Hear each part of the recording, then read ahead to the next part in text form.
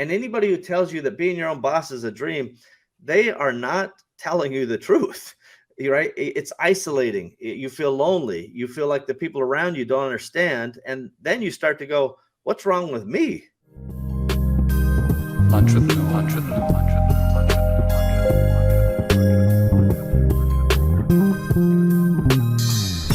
Hey everyone, it's Norm Farrar, aka the Beard Guy here, and welcome to another Lunch with Norm, the e-commerce and Amazon FBA podcast. I've got a great episode for you today. We're going to be discussing our guest's journey to get to $1 billion in sales and what's next for him. What's retirement 2.0 look like? We're also going to be talking about what to focus on in the future for e-com or Amazon, and also what are sellers doing right, what are they doing wrong, and what's completely out in left field. So we're going to get to that shortly.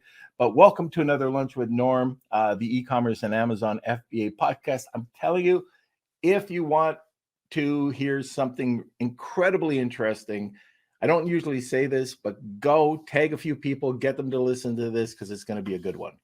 Okay, like I mentioned, our guest today sold over $1 billion in sales, and we're going to be talking about a bunch of different things on how to improve your selling online experience, what you're doing right, what you're doing wrong. But our guest is a lifetime entrepreneur. He founded, purchased, built, and sold numerous companies over his past 3 decades. Along the way, his companies have been publicly recognized, and he's had 3 consecutive years on Inc. 500, as well as a number of other company accolades. He's also been a finalist, this is a biggie, in the Ernst and Young Entrepreneur of the Year Award, and first-time guest. I can't believe it's the first time, but Steve Simonson is going to be on, and can't wait to get to him. But first, let's get to a word from our sponsor. A big thank you to our sponsor, Post Purchase Pro, the only complete A to Z done-for-you real email and text marketing service built specifically for Amazon sellers. Post Purchase Pro creates all of your digital assets 100% for you, from marketing inserts, complete sales funnels, email follow-up sequences, and weekly email promotions. They manage and optimize everything for you to drive more sales, get higher ranking, and receive more reviews on Amazon. So check out Post Purchase Pro now to see if you too will see enormous growth like their nearly 500 clients worldwide. That's Post Purchase Pro at postpurchasepro.com/lunch. And welcome, Mr. Simonson. Well, hello. How about that? Yeah, Hello. You took the cue, you did the line, and here I am. It's like magic. Just like that. Now, I have all these Post-it notes all around me that says, remember to say, it's all, I'm 60 now. So that's good. Listen, I love it. I'm watching the show. I'm interested to hear what's happening today. So that's good stuff. Yeah, I don't know. I just get it. It's in my ear what Kelsey's saying. Ask Steve this question. Perfect. Yeah. I got to get me a Kelsey. Yeah. Oh, sure. He's for sale. He's for sale. Good. But yeah. You're awesome. I got to tell you that. I've known you for years, and our story is actually, I think I've told our story more times than anything else about any other person, just meeting up at in a taxi cab. Yeah, that's true. Yeah, and that was 2014. So it was a long time ago. Yeah, it was 14. Yeah, maybe early 15. But I have to check my my sundial ledger and see how that looked. Exactly. Yeah. But anyways, long story short, we met up in a taxi cab. Steve came over and said, "Hey, can I share a ride with me and my buddy Riz?" Jumped in the cab and just found out what a great guy he is. And we never talked for quite some time. And all of a sudden we hooked up again. And, we just we connected at an event, everybody. The young people, the word hookup is. Oh my God. Well, I'm an old guy again. Hook up. Okay. Yeah. Anyways, we met again and just hit it off. We've been friends ever since. But you've got such a great story, an entrepreneurial story. You're all about that. And that's probably the first rabbit hole I want to go down, is that journey. Like, where did it start? And usually we just talk about, how to build a business on Amazon or e-commerce or whatever. But I think it's really important to hear your story. Yeah, well, I'll let you guys determine the importance, but my first business was when I was still 18. I just dropped out of college. I was basically drafted to work for these guys who had a carpet cleaning company, and one of the partners and I, we bought a janitorial company. And I felt qualified because I was working as a janitor in college and hated it and dropped out of college. But then, within 6 months, I had my own janitorial company. And we had people who were out there doing the work for the most part until they wouldn't show up, and then I would go and do the things. Interesting. So another dropout. I'm also a dropout. And I know a lot of other entrepreneurs that have dropped out of school or college, which is kind of interesting. It would be interesting to take a poll on how many have finished college. And there's a lot of successful people that have gone through, but there's a lot of people that didn't quite make it, just cut out for one reason or another. Well, I'm not what they call somebody who likes to be told what to do. So, another word for entrepreneur is unemployable, right? So I remember actually during college trying to apply at Arby's or some fast food joint. I think it was Arby's. And I didn't make the cut. I was not Arby's material. And so it just luckily I was able to schmooze my way into some of these entrepreneurial activities, and fewer people ask questions if I own the company. Right, exactly. So you started your own business, and then what ended up happening? You've been involved with so many different things. Yeah, it's kind of like we bought in that company, and then successive companies, I just kept buying in and doubling down. And so we had a big period of kind of, I would call it service industry related stuff. And we had both, incredible victories and extraordinary defeats along that way. And then at some point I got in the product business. This is probably the early 90s, real hardcore product, but retail store setting. And so by 92-ish, I was kind of settled down where we had service, but we also had product. And that was kind of fine for several years. I was okay. It was working hard. It was deemed successful by the outside. We were a top performing store in the franchise group. I happened to buy a franchise just to kind of make the marketing easier. And and then basically after several years, I got burnt out, and especially as I watched Amazon come to the life, in 94, 95. And I just said, I've got to figure out what to sell. By 96, I was not loving life because I was just like, this sucks. I'm working in a coal mine every day, even though, most people would probably be fine doing what I was doing. And finally in 98, I just said, I'm throwing some stuff online from my retail store, area rugs, tiles, flooring, things like that, and just see what happens. And luckily we made a sale, and we went on to make more sales after that. So you got in really early. I didn't realize that. So you were in the 90s on Amazon? Well, in 98, I had my own website. This is before Amazon brought in other people. Yeah. My first, onboarding to Amazon was probably in around 2001 or 2002, where they had something called Z Shops. It's probably 2002 timeframe. And Z Shops was a direct copy of eBay. You can do auction or you can do fixed price. We just did fixed price, and we had a company at that point we had acquired called Corner Hardware. And I think we had 15,000 drop ship items on there. And it was fine. We had the technology working, but it was not a good marketplace. Z Shops was basically a failure. And Amazon went back and said, why did this fail? What sucked about it? And how do we make it better? And out of that the genesis of FBA and all those other aspects that we know today to be the third-party marketplace formed. So failure formed the later success. And that's really interesting because for any entrepreneur, there's always a shift in a business model. Like I talked to you about my own company where like last year there was a major shift, and you could sit down and say, okay, I'm done with this business, or you can come up and revise that business model. And what you talked about with Amazon might not be here if they never sat down and came up with a better model.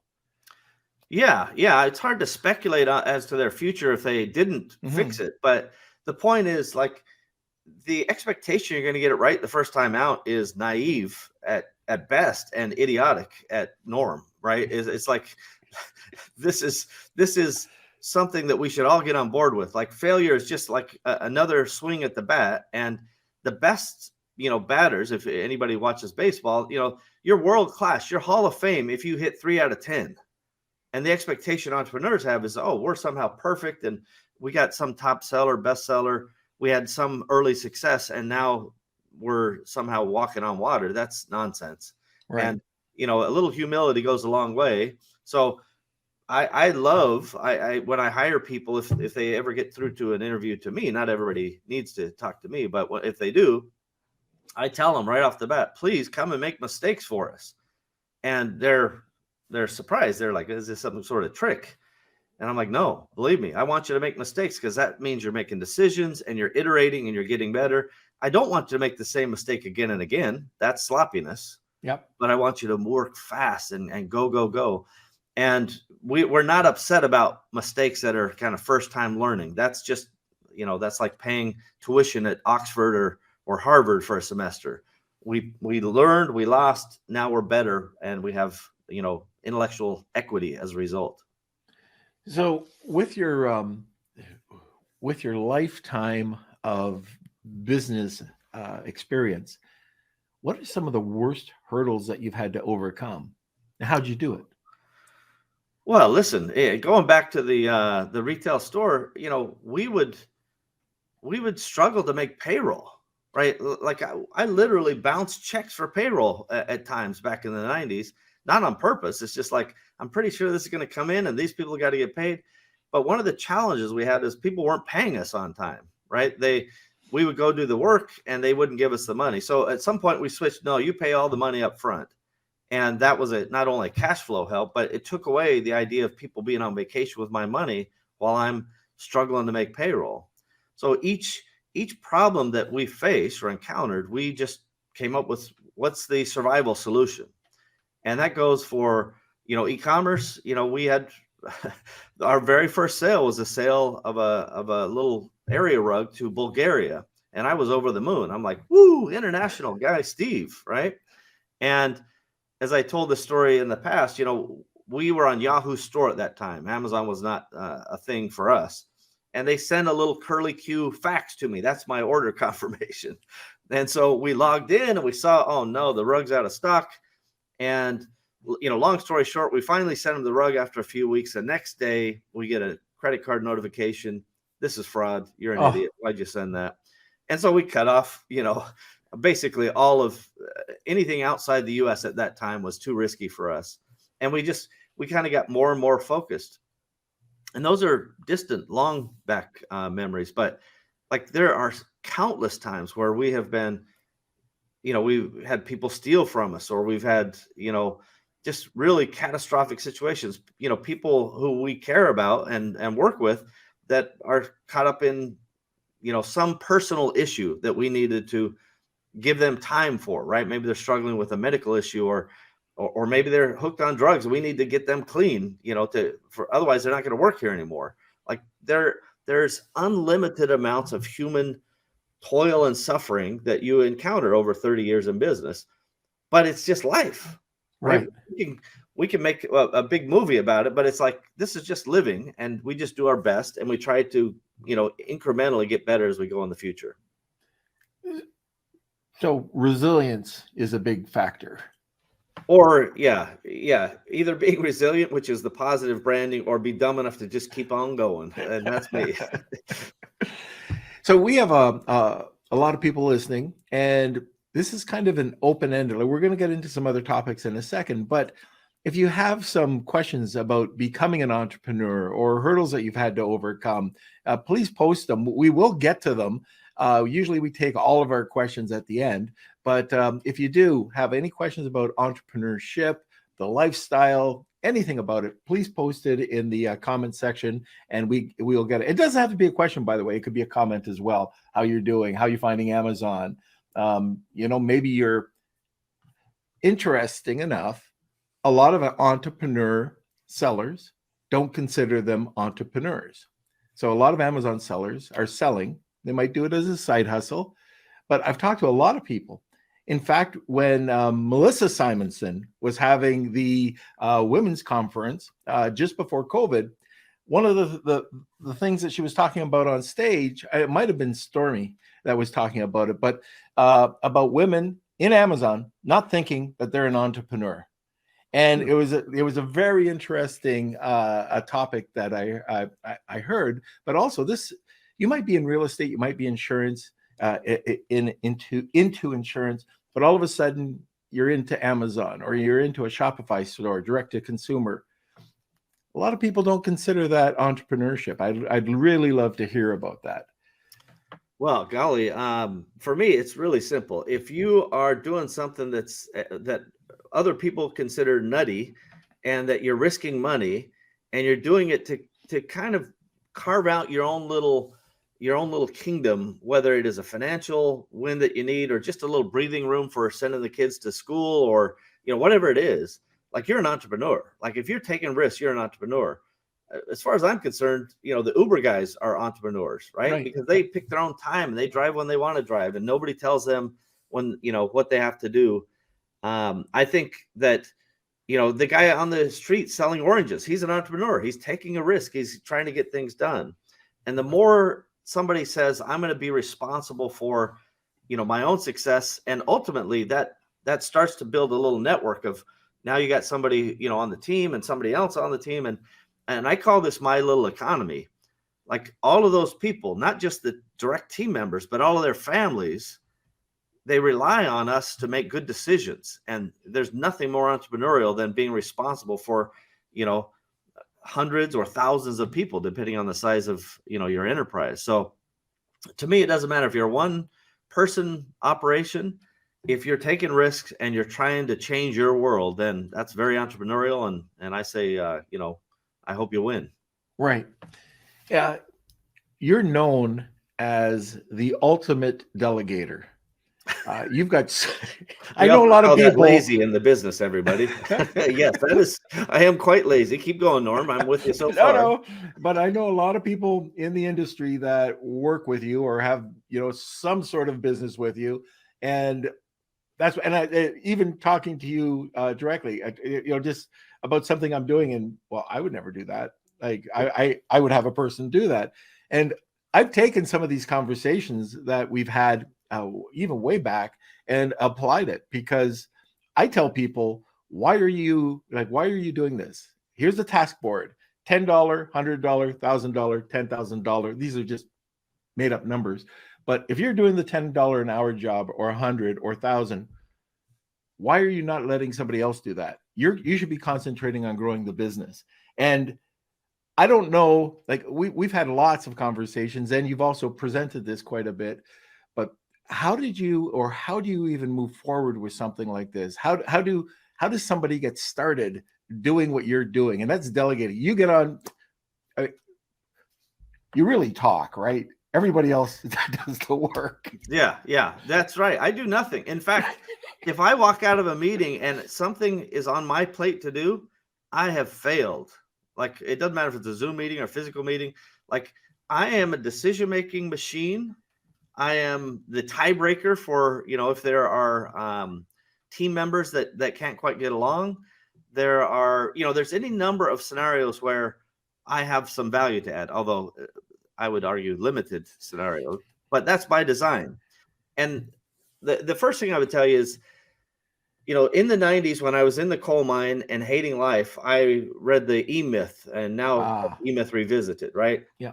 And you and I have talked about this in the past. So the idea of systemization and setting up, standard operating procedures, and being able to delegate what you hate, that was the biggest breakthrough of my career.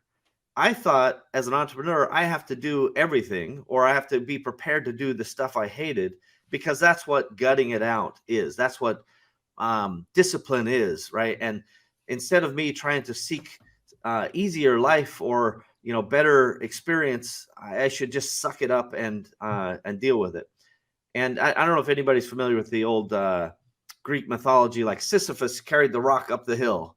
Like I always had a bunch of rocks, and there are endless number of hills that I was ready to go up. And then I started delegating things, and it's like, A, they're happy because they have something to do that they feel they're good at, and B, I don't have to do it. Like the amount of rock and heft that goes away from you, a literal feeling of weight being lifted by having systems and having competent people, and being able to understand, by the way, when you have people who have potential, it's part of your job is you're a talent scout as a leader, and then you're a talent developer, right? No different than a major league, a coach or a general manager. You have to find talent, you got to develop the talent, and then you got to put the talent to their best use. And stuff that I hate to do, even today, like I hate financials, I hate inventory spreadsheets, like I hate all of that stuff. Now I don't mind. No, I hate it all. I understand that you have to do scorekeeping, so I'm good at it, and I have developed those skills. But the people who love to do it, they're in heaven when they're doing it, and I'm in hell. And it's like, let's just keep everybody in their own heaven to the greatest extent we can, and you'll find productivity, and you'll find ideation and innovation in your organization becomes its own force, right? You don't have to have all the ideas. In fact, again, when I hire people, I'm like, I don't want robots. I don't want warm bodies. If you don't have a brain, please don't work here. Like, I don't know what to tell you to do all the time. So you better come with your ideas, and you better tell us why this way we've been doing it the last 5 years is stupid and we should do it better. And here's why. I want that kind of person. And if you don't have the, security or humility to admit that other people could do stuff better than you, it's going to be hard for you to be a leader. I'm thrilled anytime somebody does something better than me. So I think if you have never read the E-Myth Revisited, or if you're not a believer in systems, there's many systems books, by the way. The Checklist Manifesto, Work the System by Sam Carpenter. Like all of these are formative when it comes to the possibilities when you systematize a company are what allow you to delegate, right? So first strategy, I always say, you got to know where you're going, where you're firing that rocket. Then you have systems that help you achieve that at scale. But scale, that's the third S, it's code for team. People run those systems to produce predictable results. And I can tell you that I'm a huge, huge believer, not just a believer, I've proven it, and we've done it. I don't know how many people we've employed, over the course of time, but it's not a little.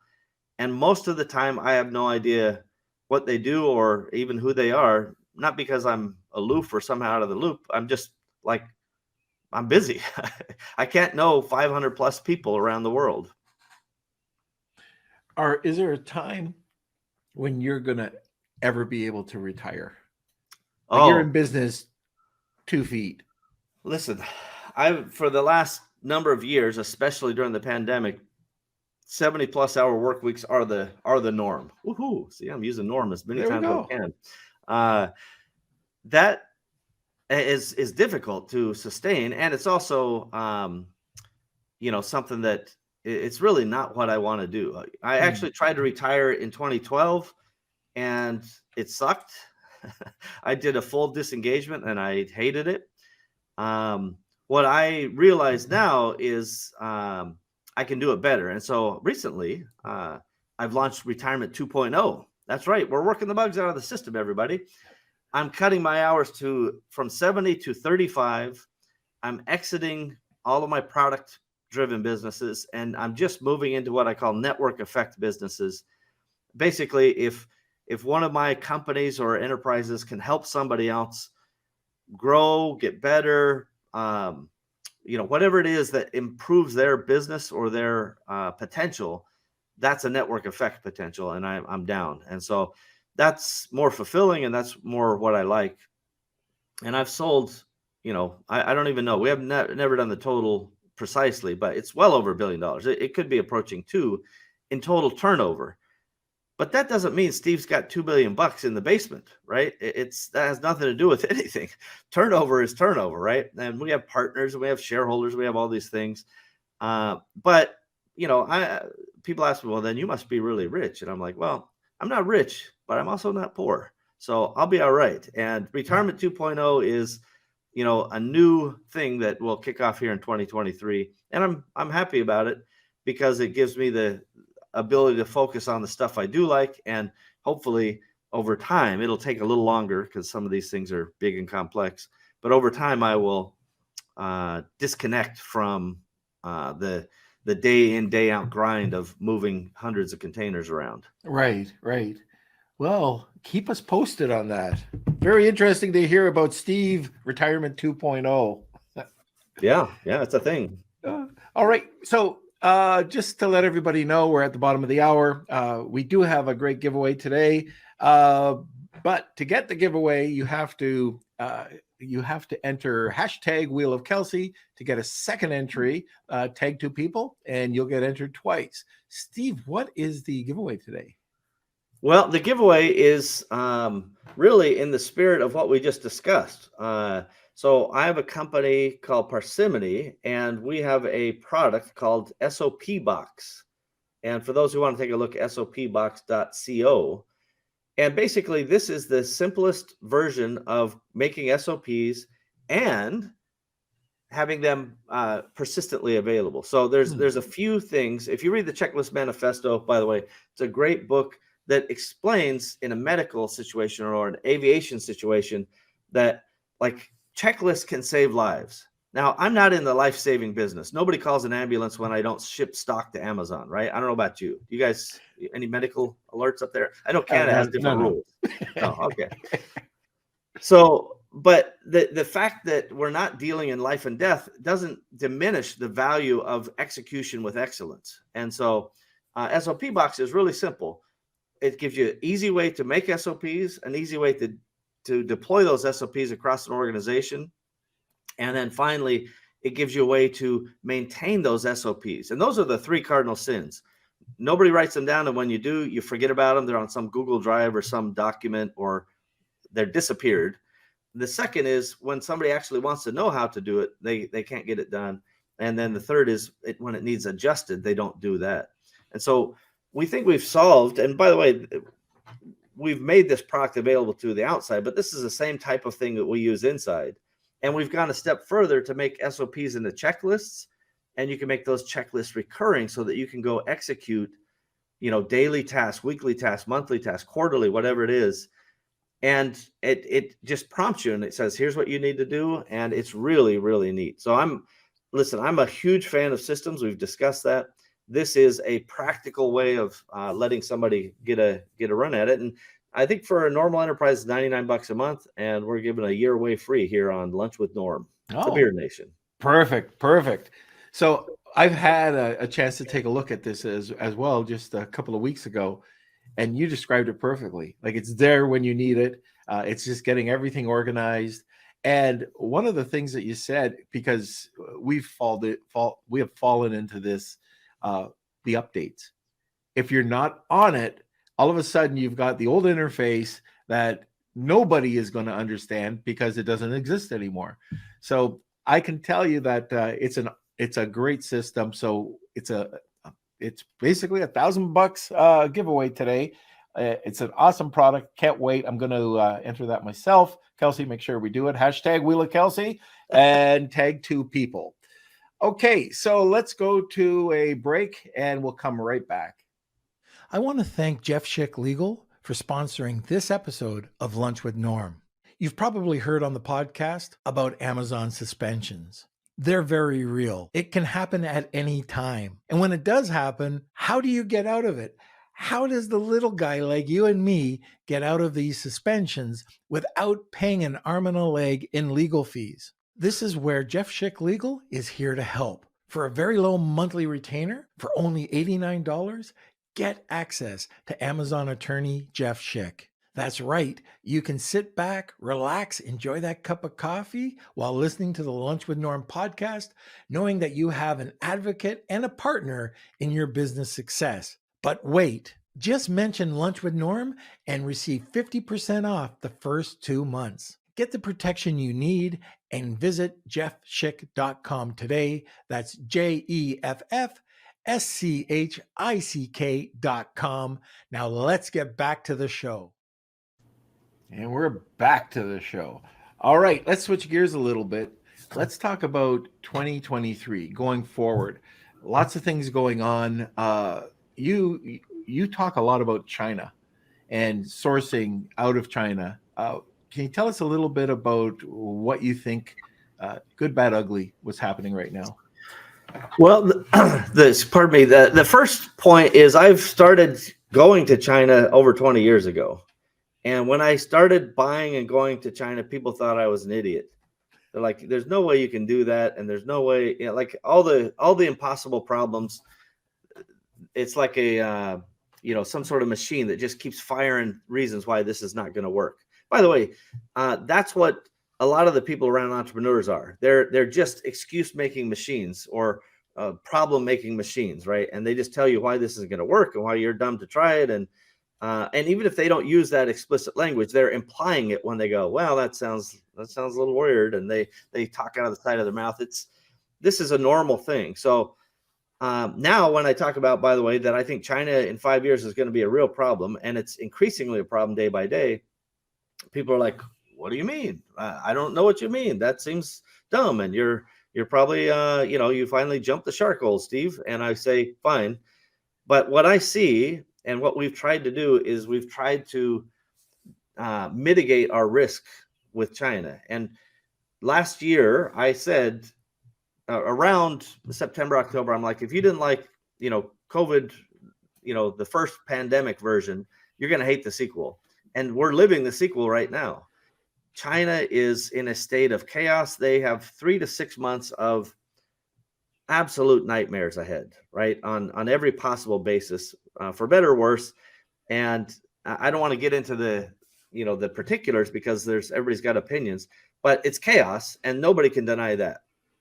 And I don't know how it's going to get better because there are structural problems in the Chinese financial economy.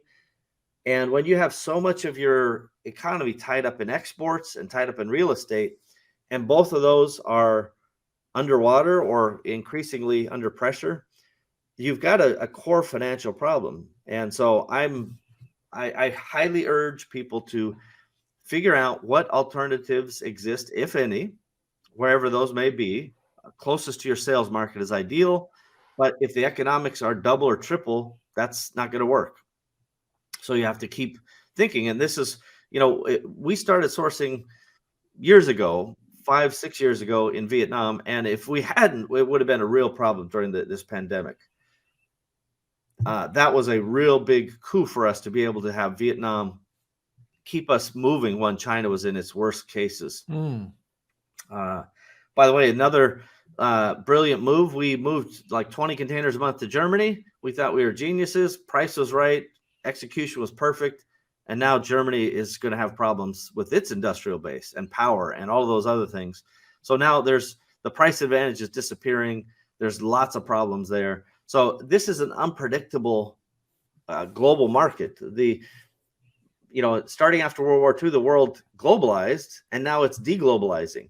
So you better figure out what that means for your business. The smaller you are, the less chance that it's going to be an immediate problem, but the higher chance one supplier disappearing with your deposit or your money and no product, that could wipe you out, right? So you have to mitigate your risk and be very thoughtful about, I would look at using Alibaba terms and things like that, because at least they'll protect you, as a large company from a factory that may disappear with your money. There's other ways to mitigate that risk too, but there are more factories in bankruptcy. All of the factories we use are at least 50% down. Well, some maybe 30, but on average 50% or greater down. And if your factory is going, hey, we're going to Chinese New Year early this year, right? It sounds like, oh, well, how nice for the employees and what a nice thing but that means they have no orders. Right. That's a terrible message to hear. And that turmoil is not good for us as people who just want to place a PO and get the product. A PO, everyone, is a purchase order, not an email to your supplier, but an actual purchase order. Learn about it today. Very, very good. Now we had something happen the other day, last month, and it was a supplier saying, "Hey, we've received your deposit, 30%, but we're not going to manufacture until we receive another 30%." Well, well done. Yeah, that's great. Now that they have the 30, they're in a great negotiating position. Now, it's never happened before, but they're saying, "Oh, prices are going up." It was a bunch of bull. What do you do? And it's not just the one time it's happened. I've heard other people say that they're being held at ransom to release their products. Now, the first thing that goes through my mind is, if they're going to screw us around, they're not going to release the product. They could give us another 60% or whatever. What would you do in a situation like that? Well, first we would. It's difficult to know what their actual financial condition is. Right. So we would put people in the building to find out. It's like, you already paid the 30%. That's more than enough for raw materials typically. So it's like, I'll send an inspector in there. Maybe we share the cost with the factory. It's like, I want to see all the raw materials enough to do our job, to prove that they've spent that money. And then I go, what do you need the other 30% for? Break it down. Right. And if they can't satisfy that, then, I would, well, first of all, using that supplier ongoing would be walking on a tightrope forever, right? Who wants to do that? So you already know the very future answer. On a tactical basis, I would send somebody in, verify raw materials. If they get another 30%, it's for some purpose. And I would validate that to whatever extent I could. And then obviously before shipment, pre-shipment inspection, I would absolutely inspect the hell out of that stuff and argue and negotiate, because that is the last time that they will ever do anything for you.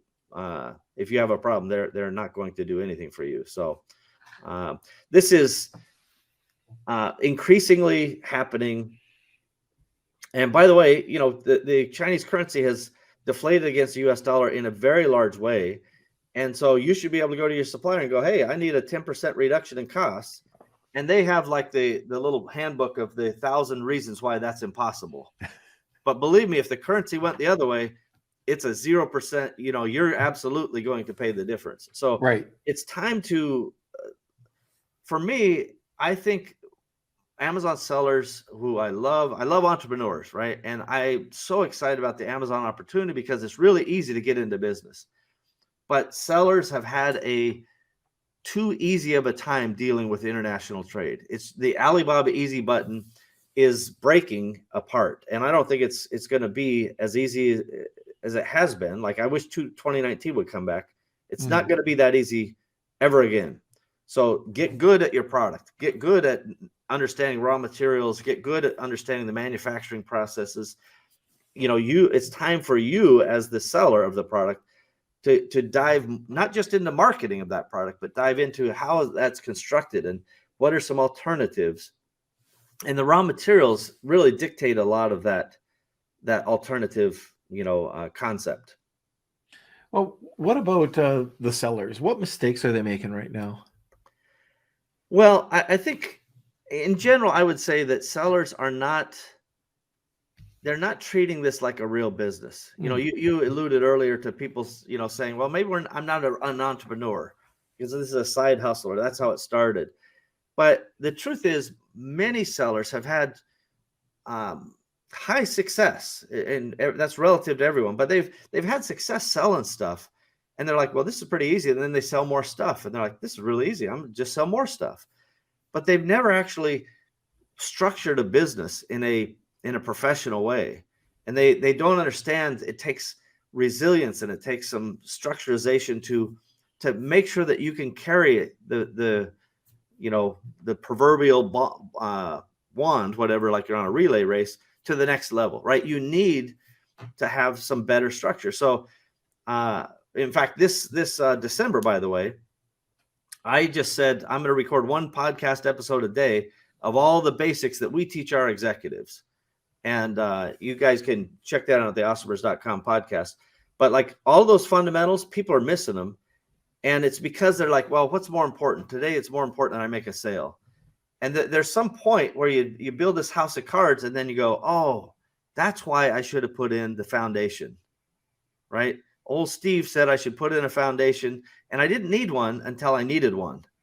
And then, then it's a rude awakening. So I really want people to think, if you're building a long-term business, even if you're selling that business in 2 years, you're building a long-term factory of businesses. If that's your model, get good, think about how to structure this. Think about the long-term, the strategic objective and finding your why and what are the appropriate KPIs or OKRs, whatever you want to call them.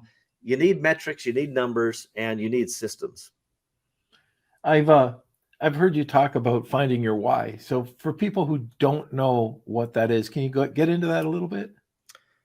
Yeah, basically, finding your why is a personal discovery path, right? You and it's talked about. I forget what the E-Myth calls it, like your primary aim or something.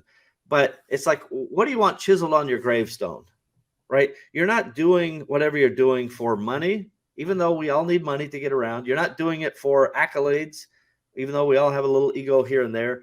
You're doing this to serve your life. Your business is a tool to serve your life. We treat our life like a tool to serve the business, which is backwards, right? That's absolutely backwards. And I think the E-Myth articulates this well. Many other books talk about this.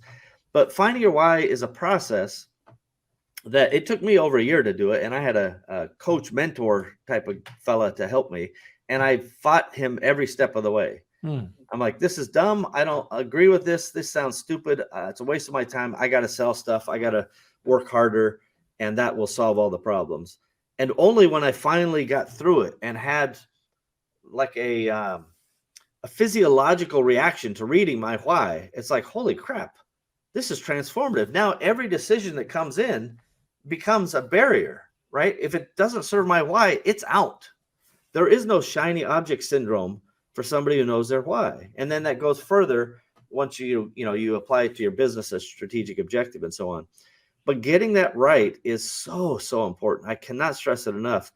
And I know people go, well, no, my why is I want to make a good living and raise a family and do good in the world. And it's a bunch of platitudes. That ain't it. Work harder, do better. And we've released multiple times, free SOPs on how to do that. It's full documentation on how to do it. If you search and you're good at it, then you may find it. Now, what about education? Are you constantly learning new things? I'm against it. 100%. Yeah. No. I'm a learner. So one of the things that we have adopted over the years is something called the Strengths Finder or strengths-based leadership philosophy, where you go through an assessment by the Gallup organization, and it helps you discover your strengths. And one of my strengths happens to be learner. And just for full disclosure, every strength has a dark side, right? I am absolutely happy when I'm learning. Not in the college setting. That was not for me. Any structured environment like that, I'm a meltdown case. But in the wild, I'm okay.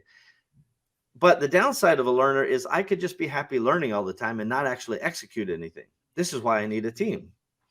And so learning is part of in my experience, is part of what you do as an entrepreneur. You have to learn and you have to build skills.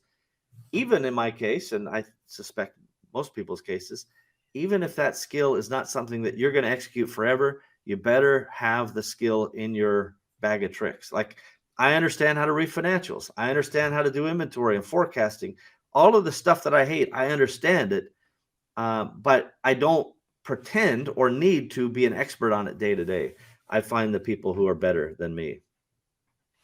Very good. Last question for me. We got a couple that have come in, but your last piece of advice, what would it be to any of the sellers out there? Well, I would just say that, being an entrepreneur is a choice, and the choice is I'm willing to live a life that is unpredictable and sometimes chaotic, but there's higher rewards from it. And there's also, the highs are high and the lows are lower. Higher, yeah. Well, you could do the math on that. Peaks and valleys, everybody. The point is, if you aren't prepared for a roller coaster, then you're not prepared, right? This is not an easy thing. And anybody who tells you that being your own boss is a dream, they are not telling you the truth, right? It's isolating. You feel lonely. You feel like the people around you don't understand. And then you start to go, what's wrong with me, right? If everybody around me gets it and I don't, what's wrong with me? But that's not actually the way it is. You're wired different if you're an entrepreneur. You can't help it. You have to do this thing. It's almost as important as breathing. And when you have that drive and you're persistent about it and nothing can stop you, and you just keep finding a new way, we commonly solve impossible problems. That's what entrepreneurs do. If you can do that, listen, it's just a matter of time. Just stay after it. It's just a matter of time. All right. Very good. Kelsey, we do have a few questions here. Do you want to get to them? We do. So let me see. We have a few comments about the E-Myth that came in. So one from Luke. I actually just started the E-Myth Revisited a few days ago. Question. I'm a bit of a pivotal moment in my business and I am beginning to search for a small amount of capital to help with the business operations. Any suggestions on good places to find small amounts of capital? I know small is subjective. I'm only talking about 1 to 2K. I know some ways, but I'd like to hear outside thoughts that may be different than my own. You want me to take that one, Norm? Absolutely. Fair enough. Well, first of all, raising capital is a process in business at the right time. But if that's all you need, Luke, go drive an Uber, go deliver pizzas, go sell stuff door to door, throw your garbage on eBay. Like, just figure it out. You don't want to be in someone's debt. You don't want to have to answer for why it didn't work, because 90% chance, the first go doesn't work. Go find that money, do whatever it takes, work a second job, third job. It doesn't matter. Do whatever it takes and get that money and then deploy the capital. Then when you proved that the idea works, then you can say, okay, well, now what's the next thing look like? And I would highly recommend you guys avoid bringing in outside capital until it is an absolute necessity. And by the way, my son is trying to start a business and I've told them the exact same thing. They're not getting the capital for me, I can tell you that. Okay. Very good. All right. Oh, by the way, I do have sorry, Kels. Would you suggest anybody doing this right now, or maybe there's a cutoff or a starting point? What about a business plan? Well, I'm a huge fan of business plans. In fact, I think we recorded here's a business model. And I think we even shared it. Maybe it's something we did in Empowery. Like, here's a spreadsheet that builds your business model that shows you capital needs. It shows you, units moved, all the basic unit economics that make a business work. I think that's really important. There's lots of business plan software out there. I don't want to recommend a specific one because they charge money and they may or may not fit you. You can determine that stuff yourself, but the business economic model is far more important to me than the long drawn out written plan, which never is what happens. But if I'm going to raise real money, then I always have the full book to make the story come true. So it's a matter of timing. And when you're going, it's like I do anything I have to do. And by the way, for 2 or 3 years, I worked 7 days a week, doing anything I had to do to keep the company capitalized. And that's what entrepreneurs do. At the time, it was terrible and idiotic, but later it paid dividends. And that's what you're kind of investing in. You're investing in yourself. Very good. All right. And Luke says, I had some of those same thoughts. So thank you for that answer. I do appreciate it. We also do have a couple of comments. Brad says he loves this. And Howard says, always new nuggets to learn. Thank you guys for the comments. And we've got just 2 more questions. One from Chuck. What country would you say is the closest alternative to China as far as logistics and efficiency? Well, nothing is like China. Let's just be honest. China has, a multi-decade, at least 2-decade advantage over every other country when it comes to the industrial base they've built, like just physical factories, machines, the talent to run those machines and so forth. So there is no replacement for a 1.2 or $3 billion population, but there are, like, all right, let's just say China's, turns out the lights for a minute. What are you going to do? First, I try to get as close as I can to my sales market. So if I'm selling in the UK, I would look in Eastern Europe or Turkey. If I'm selling in America, I would look at Mexico or Canada, even the US and some products. Like there's plenty of products that can be made in the US, particularly, cosmetics, topicals, lots of things can be done in the US, but not, if you're selling a Bluetooth speaker, you can forget it. The US is nowhere near that. And almost no other country could be close on a Bluetooth speaker except somebody like Thailand or Vietnam. In the future, India will become hopefully better, but number one right now is probably Vietnam for Southeast Asia on a broad assortment of products. And if you can't do it in Vietnam, you might be able to do it in Thailand or, Malaysia or Cambodia. But the ASEAN region, ASEAN, as it's referred, that broadly can be more of a replacement for China, but it takes more work. And as I described it recently, we used to just have like a sleeping bag, and now we need to build a quilt, right? We just had China's the sleeping bag. It can do everything. Now we got to build a quilt and go, oh, I got to do this in Vietnam and I got to do this in Thailand. And so our life is a little more complex, which means if you have systems, what's the difference, right? But if you are, spinning plates like a mad person, then that's going to be harder. All right. And our last question, it is a big one. Not sure how far we can go with this without any images, but this is about branding. I don't know if this question about branding and logos is relative to today's podcast, but I'm about to have my packaging designed, and I want to hear what Norm and Steve think. Suppose my brand name is Cocoa Beans, and I'm selling a coffee canister set. On the canisters, I have a design that says Cocoa Beans Coffee Shop, open 24 hours a day with some artwork. The design on the canisters are completely different than my actual brand logo that will go on my packaging. Is this a problem or is it okay? I'm having a trouble visualizing that. Just let me reread this. And Steve, if you got any information, go for it. I'm studying here. Well, first of all, I would just start out by saying, like, it doesn't matter. Version 1 is always different than version 2 and version 3 and so on. So I've never launched a product, I don't believe, where the version 1 was the same as the second PO for that order. And so, my core advice is to, figure out where you're starting and then just go. Seeking perfection, right? They say perfect is the enemy of good. Just go, right? Don't look for perfection, and then iterate along the way and go, well, that didn't work as well as I'd hoped. Or I wonder if we make this tweak, will it improve things? That is a highly valuable way to think of things, incremental and so forth. But I don't think logos, are the key decision-making matrix in Amazon world. Hey, there's Connie. She wanted to say, but I've got the earphones in, so.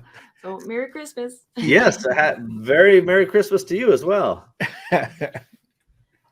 Okay, what I was going to say on this was that what's your brand story? Where are you going with this? It's a tougher question. Like, I agree with what Steve's saying, but do you know who your audience is? And I would probably try to build it around that. To be completely honest, I still don't quite understand the question, but if I was going to make something up, that's what I'm going to say. Well, I think, just a final note on this, because I think a lot of entrepreneurs get all squinched up when it comes to logos or designs, and it's like you're making your debut to the world. That's how it feels. But the world doesn't actually care, right? Nobody cares about what our product is. So we just have to make good decisions and then iterate frequently. And I would highly recommend, don't get your, what we call, wrapped around the axle on these types of decisions, And by the way, the company story, I'm a huge believer in it. That is far more important to communicate to your audience, to your team, to even to your suppliers than a particular design or logo or what have you. So, with all respect, I salute you for thinking of these things and asking the questions. But I've changed logos more times than I've changed clothes, honestly, and nobody cares, right? The target audience doesn't really care. And I would highly recommend, moving with urgency and then being with a critical eye going, did this work or not, based on some objective metric. Okay, so we are going to be going into the Wheel of Kelsey very soon. So last chance, hashtag Wheel of Kelsey, tag 2 people, and you'll get a second entry. And this is for the SOP box worth, the value is approximately $1,000. So we'll get to that in a second. Kels, well, no, before we get to that, Steve, how do people get a hold of your company if they're interested in doing anything with you? Just camp out in front of Norm's house until he tells you to go away. Perfect. Well, listen, there's lots of ways to find me. You can find me on Twitter at Steve Simonson. I'm probably like that on the YouTubes and the Facebooks and other places. I don't do one-on-one stuff, everybody. So pump the brakes on sending me, mentorship requests and so forth. But I will tell you this, with Empowery, I'm on every month every third Wednesday of the month. I'm on that call to the highest extent I can be. I might miss one here and there. And we take questions and we do everything we can to help the community. And those are free calls. And Norm's been on it. And we always appreciate his support. So, that's Empowery is a good way to connect with me as well. Empowery, what is it? So Empowery is basically set up as a nonprofit e-commerce trade association or cooperative. And it's set up so that all of those problems that you have, whether it's freight forwarding or labels or listings or inventory or, whatever the problems are, let's just say there's 80 common problems for e-commerce. There's already a solution at Empowery, some vetted, trusted supplier. And again, I'm a volunteer there. This is not a money enterprise for me. And, our resources are deployed to help entrepreneurs, to help sellers get their business on track and to grow their business. And there's lots of courses in education and community, but it's a trade association on steroids. And if you use the vetted suppliers, you even earn cash back. So you can be paid to be a member, which is a fun way to think of it. Right. And there's also the Awesomers podcast. So you want to check that out as well. I think Kelsey put the link in there. So, okay, let's go to the last sponsor and then we'll head over to the wheel. I want to give a quick shout out to an incredible group of sponsors that help us produce this podcast for you every Monday, Wednesday, and Friday. Lunch with Norm would not be possible without the support of the following sponsors: Post-Purchase Pro, Clear Ads, Goldstein Law, Honu Worldwide, Extreme Power, Jeff Schick Law, Netfluence, Startup Club, and Dragonfish Brand Management. Thank you, and you're awesome. Now back to the show. There we go. Now, Steve, you've never seen the Wheel of Kelsey, have you? No, I can't say that I have. I actually am pretty excited over here. All right, turn your volume down. Oh, Just a warning. All right, Okay. here we go. The Wheel of Kelsey. It's time for the Wheel of Kelsey.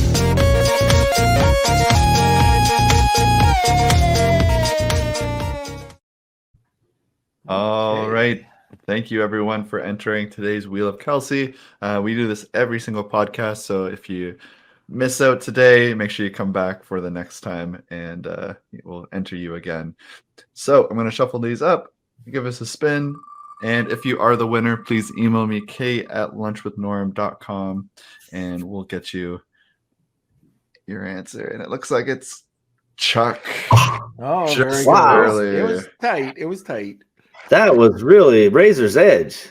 Luke, All right. man, you must feel like you got the shaft there, huh? He won last time. Oh, well, good. Good. All right. Well, congrats, Chuck. Steve, it's over. You made it. Yeah. Hey, I'm, hopefully people find some value in there somewhere, but I'm always I love entrepreneurs. I'm a huge fan of you guys, and appreciate what you do for the community. Oh, well, thank you so much. So thank you, Steve. We will be talking to you in a bit. But hey, look, this was an awesome show. Lots of little nuggets here, and just hearing it from a person that's lived through it 100 times, maybe 1,000. But I really want to thank you for coming on. And I hope everybody enjoyed the show. Want more great information? Don't forget to subscribe by clicking here. Also, if you want to check out our latest podcasts, click over here. Entrepreneur.